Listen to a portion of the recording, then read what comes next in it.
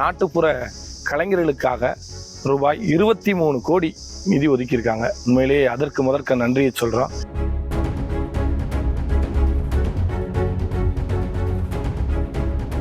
So எல்லாருக்கும் வாய்ப்பளிக்கிற மாணிக்க 200 சிறந்த நாட்டுப்புற கலை குழுவினருக்கு ஸோ ரொம்ப சந்தோஷமாக இருக்குது.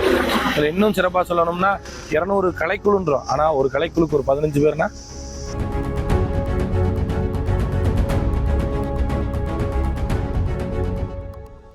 தமிழக வெற்றிக் கழக அரசு முதல் முறையாக இன்னைக்கு பட்ஜெட் தாக்கல் பண்ணியிருக்கு. தொடர்ந்து ஒவ்வொருவருக்கான அந்த பட்ஜெட்டை தாக்கல் செஞ்சிருக்கக்கூடிய நிலையில நாட்டுப்புற கலைஞர்களுடைய வாழ்வாதாரம் பாதுகாக்கப்படும், அதுக்கு ஒரு நிதி ஒதுக்கீடு பண்ணியிருக்காங்க. நீங்க ஒரு நாட்டுப்புற கலைஞராக இருக்கீங்க, எத்தனை ஆண்டுகள் இந்த இருக்கீங்க, எப்படி இந்த இதை பார்க்குறீங்க? எல்லாருக்கும் வணக்கம். முதற்கண் என் பேர் கோவிந்தராஜ், நான் மதுரை. தமிழ்நாடு அரசுடைய உயரிய விருதான கலைமாமணி விருது அந்த மரக்கால் ஆட்டம் உயரமாடுற அந்த மரக்கால் ஆட்டம் இதில் வாங்கியிருக்கேன். ஒரு 23 ஆண்டுகள் அந்த கலையில் இருக்கேன். உண்மையிலேயே புது அரசு அமைஞ்சு நம்முடைய தமிழக வெற்றி கழகத்தினுடைய முதல் நிதிநிலை அறிக்கை ஸோ ரொம்ப சந்தோஷமாக இருக்குது.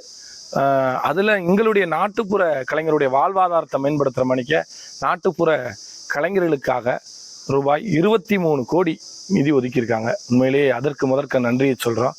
ஏன்னா இது பாரம்பரிய பண்பாட்டு கலை, நம்முடைய நாடி நரம்பெல்லாம் ஊறிய கலை, நம்முடைய பண்பாட்டின் அடையாளம், கலாச்சாரத்தின் வேர்னு சொல்லலாம்.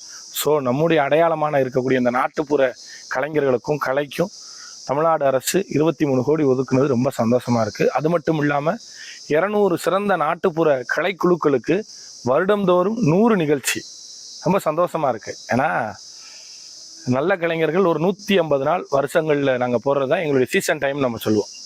6 மாதங்கள் தான், 6 மணி 18, 180 நாளில் 150 நாள் ஆடினாலே அவங்க ஒரு நல்ல ரன்னிங்கான ஆர்டிஸ்ட் நாங்கள் சொல்லுவோம், நல்ல பெரிய கலைஞர். ஸோ 100 நாள் அரசு விழா தர்றாங்கன்னா அது பெரிய வெற்றி. சிறந்த கலைஞர்கள் ஆடிடலாம், அதாவது எக்ஸ்பர்ட் ஆடிடலாம், ஸ்பெஷல் ஆர்டிஸ்ட் ஆடிடலாம். இப்போ மற்ற கலைஞர்கள் ஸோ எல்லாருக்கும் வாய்ப்பளிக்கிற மாணிக்க 200 சிறந்த நாட்டுப்புற கலை குழுவினருக்கு ஸோ ரொம்ப சந்தோஷமாக இருக்குது.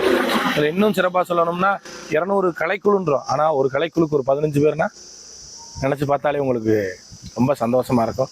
எனக்கு ரொம்ப பெருமையாக இருக்குது. ஸோ இப்படி இது 200 கலைக்குழுவாக இல்லாமல் எல்லா கலைஞர்களுக்கும் எல்லா கலைக்குழுவுக்கும் வாய்ப்பு கொடுக்கணும். விருதுகளாக இருக்கட்டும், வேலை வாய்ப்புகளாக இருக்கட்டும், உண்மையிலேயே எல்லாருக்கும் சமமாக பகிர்ந்து கொடுக்கணும். அதை தான் தமிழ்நாடு அரசிட்ட நான் கோரிக்கையாக வைக்கிறேன்.